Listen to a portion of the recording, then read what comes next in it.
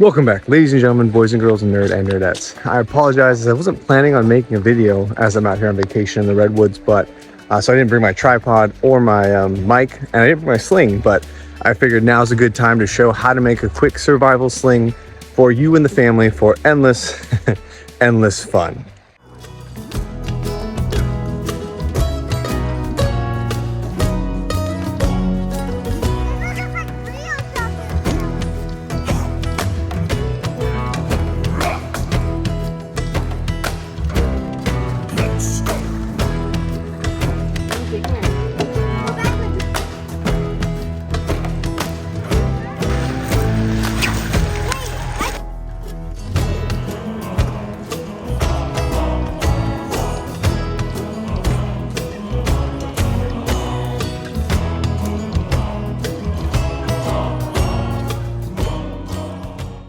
So let's start with making this sling. First thing you're going to need is some rope. Paracord is good, but I just had some 35-pound rope. You're going to cut two strands. The first strand you want longer.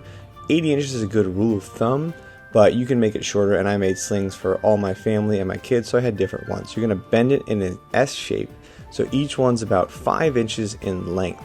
Once you do that, you're going to tie it together with what's called a sheep shank knot. So you want each side to be tied down with that. I modified that a little bit where I pulled it through at the very end to make it a little more completed.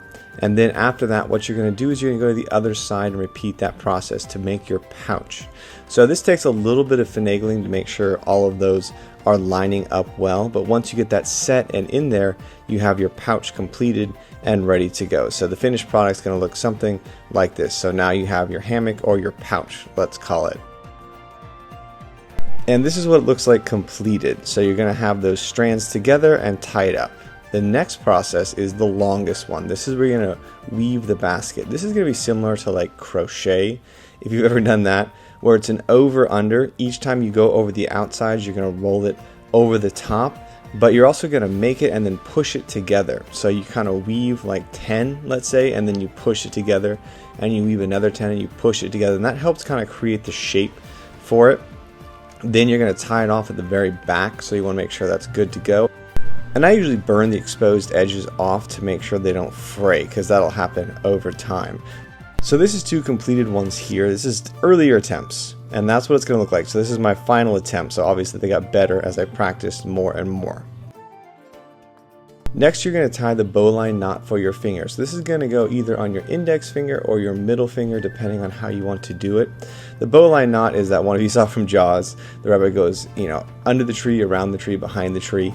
And so after you do that, you want to find a center point to make sure that it's lined up well. Once you find that center point to make sure that the rock is resting comfortably in the pouch, you want to just tie a stopper knot, and that's just a couple knots tied together, because that's going to pinch together between your thumb and your index finger. That's what's going to hold it. So you want to make sure that it's balanced well and measured well for when you actually put a rock in it, so it's not going to be too top heavy on one side and out of place in the pouch. And as a side note, you can actually use this as a sling without actually weaving the pouch, just it's not as good.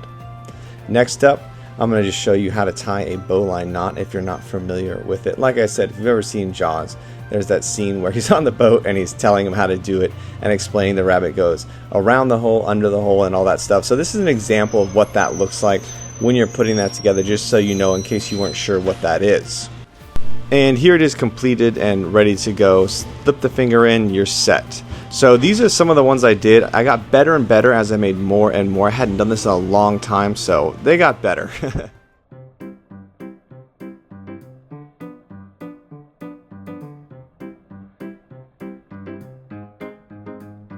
So once you have your sling completed, of course, you're going to need to train with it. So the biggest thing is start with the placement of the fingers, how it's going to feel in the hand, when to open and when to release. A lot of times people just want to start and sling it above their heads, but initially to start, I always teach with the underhand. So you have an idea as to when to release the rock, so it's going in front of you, and you don't do something like this, whee!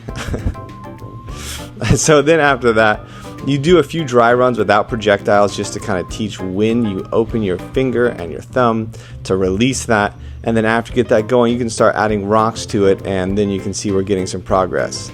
This here is my youngest son. This dude is a savage. He just instantly picked it up, first throw, he just rocked it down the range.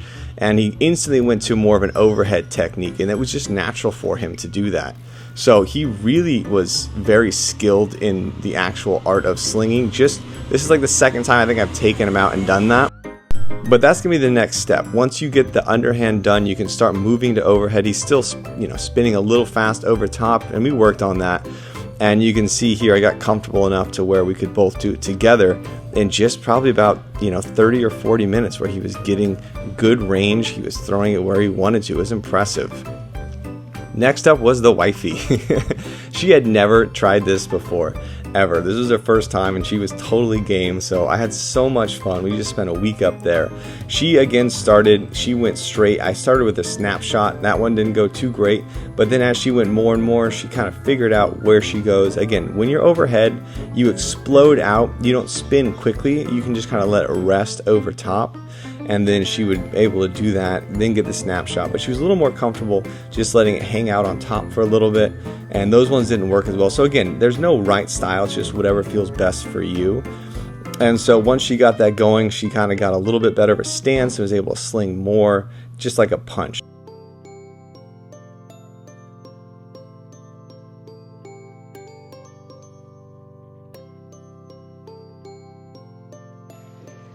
So how did it do? Well, this is the first time I used like a paracord type sling, and as opposed to the other ones I normally use, this one's a little bit lighter. So I feel as if I didn't have as much rotational energy when I went with it, or I just wasn't as familiar with it. I still got about I think 150 or 200 yards is my best one. But the other slings I've used that have been made by people, the jute twine or the wool slings, tend to work a little bit better. This was still great. Honestly, I could get it where I kind of wanted it to go. It wasn't as good as the others, but I think if I would have spent a little more time with it, it would do much better. So overall, it did great. I was really impressed with just how easy it was to put together, because I hadn't done this in so long, and so you still had good speed and good distance.